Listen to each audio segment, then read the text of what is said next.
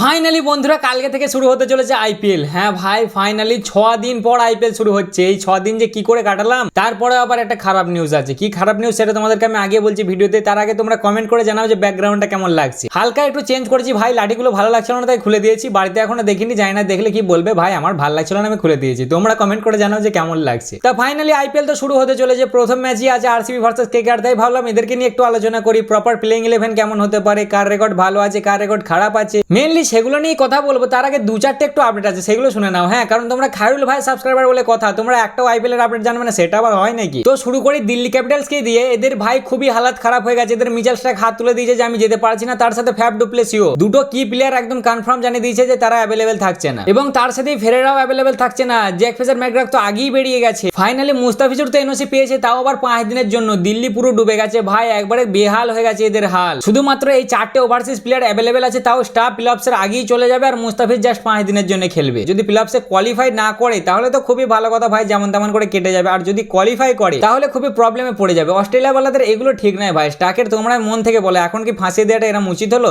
একবারে ভরা ভাদুরে দিল্লি ক্যাপিটালসকে ডুবিয়ে দিল। এখনো এদের বদলে তো কাউকে রিপ্লেস করেনি, দেখা যাক কাকে করে। আর একটা নিউজ যেটা আসছে পাঞ্জাব কিংস থেকে, জস ইংলিশ এবং মার্কাস স্টয়নিস লিগ স্টেজের দুটো ম্যাচের জন্য জাস্ট অ্যাভেলেবেল হতে চলেছে। তাও রাজস্থানের ম্যাচটা খেলবে না রবিবারে। এই অস্ট্রেলিয়া বলাগুলোকে না কি আর বলবো ভাই, এদের তো তাও সাউথ আফ্রিকার বোর্ডের মতন নয় যাদের বোর্ড চাপ দিচ্ছে। এদের বোর্ড পুরোপুরি প্লেয়ারের উপর ছেড়ে দিয়েছে যে তোমরা যেটা ভালো বুঝবে সেটা করো। তাও সালারা ঢ্যামনামো করে আসছে না। এই খবরগুলো শুনতে একটু বিরক্ত লাগছে। বলো চলো তাহলে মেইন টপিকই যাওয়া যাক এবার। হ্যাঁ, তো কাল থেকে ফাইনালি আইপিএল শুরু হতে চলেছে ভাই। 6 দিন পর ম্যাচ নম্বর 58 আরসিবি ভার্সেস কেকেআর। তোমাদের আগে খারাপ খবরটা জানাই, সেটা হলো ভাই কালকে রাত্রি 7টা থেকে 8টার মধ্যে ব্যাঙ্গালোরে 70% চান্স আছে ভাই বৃষ্টি হওয়ার। ওপরওয়ালার কাছে তো আমি এটাই প্রে করছি ভাই যেন বৃষ্টি না হয়। এতদিন পর আইপিএল শুরু হবে, তাও যদি প্রথম ম্যাচে ভেস্তে যায় কি করে হবে বলো তো? একই 17টা ম্যাচ বাকি আছে। আর যদি না বৃষ্টি আসে তাহলে তো খুবই ভালো। আর যদি বৃষ্টি চলে আসে তাহলে ভাই ম্যাচ ছোট হতে পারে, কারণ রাত্রের দিকে যে বৃষ্টি কমে যাওয়ার চান্স আছে। RCB versus KKR head to হেডে কেকেআর অনেকটা এগিয়ে আছে ভাই। টোটাল 36টা ম্যাচ খেলেছে দুটো টিমে মিলে, যেখানে কেকেআর জিতেছে 21টা এবং আরসিবি জিতেছে 15টা। লাস্ট 5টা ম্যাচ যা চেন্নাইতে হয়েছে আরসিবি এবং কেকেআর এর মধ্যে, সেখানে 4টে কেকেআর জিতেছে ভাই, জাস্ট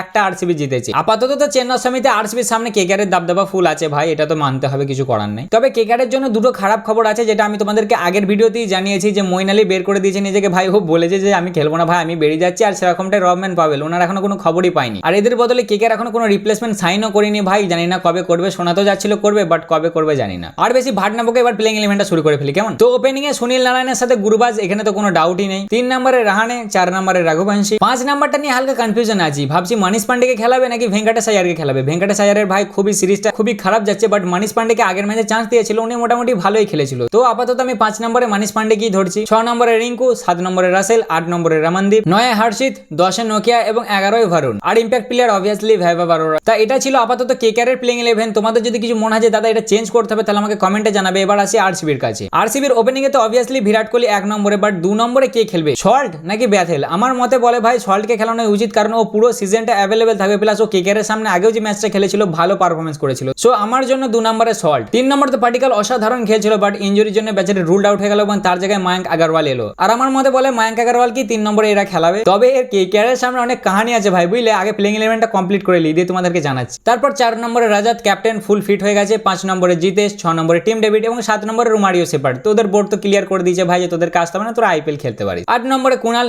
9 নম্বরে ভুবি, 10 নম্বরে দয়াল, 11 আপাতত লুঙ্গি, কারণ হেজেলউড তো এখন এসে পৌঁছায়নি। খবরই আসছে খালি হেজেলউড আসবে, হেজেলউড আসবে, হেজেলউড আসবে। কবে যে আসবে উপরবেলায় জানে। তো আপাতত লুঙ্গি 11 নম্বর এবং 12 নম্বর ইম্প্যাক্ট প্লেয়ার সোয়াস। তাই এটা ছিল আরসিবির প্লেইং 11। তোমাদের যদি মনে হয় যে দাদা এটাকে চেঞ্জ করা যাবে, এর ব্যাপারেও আমাকে কমেন্টে জানাতে পারো। দুটো টিমের মধ্যে যদি তোমাদের কিছু মনে হয় যে দাদা এটাকে চেঞ্জ করলে ভালো হতো বা এর জায়গায় ও ঢুকবে, আমাকে কমেন্ট অবশ্যই জানাবে। আমি ভালোই রিপ্লাই না দিই, কিন্তু তোমাদের সবাইকার কমেন্ট পড়ি, একটা কমেন্ট পড়ি, ঠিক আছে? সবাই কমেন্ট করবে। হ্যাঁ, তো এবার আসি কিছুটা ম্যাচআপে। সবথেকে বড় ম্যাচআপ যেটা আছে সেটা হচ্ছে ভুবির ভাই কেকেআর এর ব্যাটারগুলোর সামনে। কেকেআর এর টপ 4 ব্যাটারি ভাই ভুবির সামনে ফাঁসে, খুবই খারাপ রেকর্ড আছে। আর আরসিবির দিক থেকে মায়াঙ্ক আগারওয়ালের রেকর্ড খুব খারাপ আছে ভাই। এই কেকেআর এর বোলারদের সামনে খুব ফাঁসে, মোটামুটি 2-3টে সামনে ফেঁসে যায়। আর তাছাড়াও ফ্লাইং কিস ভাই এবারে কোথায় আছে জানো তো? আরসিবিতে। এই তো ফুল অ্যাগ্রেসিভ টিম ভাই, টপ 2 তে মনে হচ্ছে ফিনিশ করবে। আর প্রায় কেকেআর টুর্নামেন্ট থেকে এলিমিনেট হবো জায়গায় বসে আছে। তা কালকে কি আমরা ফ্লাইং কিস দেখতে পাবো? কি মনে হচ্ছে কমেন্ট করে জানাও তো। আমার তো মনে হচ্ছে ভাই হালকা পাতলা কিছু তো হতে পারে, দেখা যাক কি হয়। তা এই ছিল আজকের ভিডিও, কেমন লাগলো অবশ্যই জানাবে ভাই। এবার কালকে থেকে তো আর কোনো আপডেট আসবে না, এবার কালকে থেকে ম্যাচ রিভিউ আসবে ভাই। ম্যাচের পরে ফুল ভিডিও চলে আসবে, ঠিক আছে? তো সাবস্ক্রাইবটা করে নাও। চলো আমার সোনামণিরা, দেখা হচ্ছে আবার পরের ভিডিওতে। বাই।